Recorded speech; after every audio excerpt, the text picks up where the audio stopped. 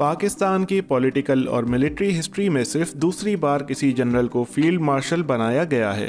General Ayub Khan के बाद अब जनरल आसिम मुनीर वो दूसरे शख्स हैं जिन्हें ये एजाज हासिल हुआ। ऑपरेशन बुनियानुम मरसूस की कामयाबी के बाद जहां पाकिस्तान ने इंडिया को बैटलफील्ड में सरप्राइज दिया, उसके फौरन बाद कैबिनेट ने उन्हें इस सबसे ऊंचे मिलिट्री रैंक के लिए मंजूरी दे दी। लेकिन असल सवाल ये है, क्या ये सिर्फ एक मिलिट्री ऑनर है या सिविल मिलिट्री ताल्लुकात का नया दौर शुरू होने जा रहा है। जनरल आसिम मुनीर के पास अब सिर्फ पावर नहीं, एक खास रुतबा भी है, और पाकिस्तान जैसे मुल्क में जहां नैरेटिव और यूनिफॉर्म का फर्क ढूंढना मुश्किल हो जाए, वहां फील्ड मार्शल का रुतबा एक सिंबॉलिक नहीं, एक पॉलिटिकल सिग्नल भी होता है। तज्जियाकार कह रहे हैं कि जनरल आसिम मुनीर अब पावर का सेंटर बन चुके हैं और इसमें कोई शक बाकी नहीं रहा। जहां इलेक्टेड सिविलियन लीडरशिप कमजोर है, वहां एक डेकोरेटेड 5 स्टार जनरल का बढ़ता हुआ इन्फ्लुएंस किसी रेवोल्यूशन से कम नहीं। वजीर आजम शहबाज शरीफ ने खुद इस डिसीजन को तारीखी करार दिया और कैबिनेट में यूनानिमसली मंजूर किया।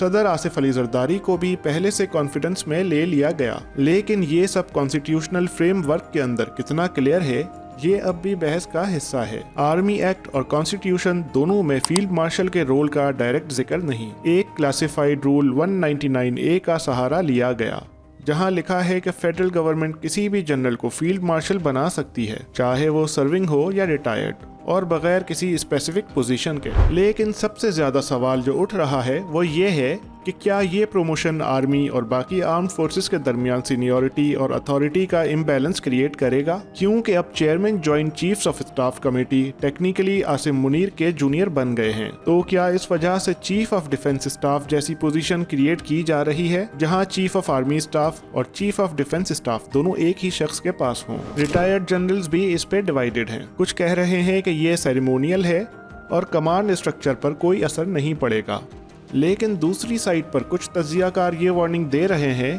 कि ये रैंक सिविल मिलिट्री इक्वेशन में एक खामोश बदलाव की निशानदेही करता है। पाकिस्तान की सियासी तारीख में फील्ड मार्शल का मतलब हमेशा पावर का मरकज रहा है। जनरल अयूब खान ने जब ये रैंक लिया था तो वो सिर्फ जनरल नहीं, प्रेसिडेंट भी बन गए थे। आज के हालात में जब सिविलियन सियासत कमजोर है, अदालतें अंडर प्रेशर हैं और मीडिया भी एहतियात से काम कर रहा है, एक फील्ड मार्शल का उभरना सिर्फ मिलिट्री की सेलिब्रेशन नहीं, सिविलियन बर्तरी के लिए एक रिमाइंडर भी है। इस वक्त जब IMF डील्स, फॉरेन पॉलिसी और इंटरनल गवर्नेंस के डिसीजंस भी मिलिट्री कॉरिडोर्स में तय हो रहे हैं, तो क्या फील्ड मार्शल बनना नॉर्मल बात नहीं लगती? क्या जनरल आसिम मुनीर का रोल अब सिर्फ डिफेंस अफेयर्स तक महदूद रहेगा, या वो इकोनॉमिक स्ट्रेटजी, रीजनल डिप्लोमेसी और इंटरनल सिक्योरिटी पे भी फुल कंट्रोल रखेंगे? और अगर फ्यूचर में किसी पॉलिटिकल डेडलॉक या क्राइसिस का सामना हुआ, तो फील्ड मार्शल की मौजूदगी आइन में कैसे डिफाइन होगी? या पॉलिटिकल सिस्टम एक बार फिर रावलपिंडी से अप्रूव शुदा फॉर्मूले के मुताबिक चलेगा?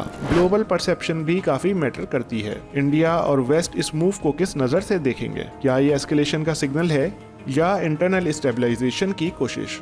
ये सारे सवालात इस वक्त जवाब के मुंतजिर हैं। जनरल आसिम मुनीर ने खुद कहा कि ये ऑनर उनका नहीं, पूरी कौम का है। मगर इस वक्त जब कानून की ताकत, पावर का मरकज और ये एजाज इकट्ठे हो जाएं, तो एक संजीदा सोच जरूर उठती है। क्या ये रुतबा सिस्टम का एवोल्यूशन है या एक और इंस्टीट्यूशनल डोमिनेंस का साइन? पाकिस्तान के पावर मैप में रावलपिंडी का सर्कल और गहरा हो गया है, और अब जब भी इस्लामाबाद की तरफ कोई रुख करेगा, उससे पहले फील्ड मार्शल की तस्वीर उसके जहन में आएगी। उम्मीद यही है कि इसके बाद मुल्क में स्टेबिलिटी आए, ना कि हुकूमत और पावर के मरकज में कोई ऊंच नीच हो और मुल्क किसी नए एडवेंचर का शिकार हो।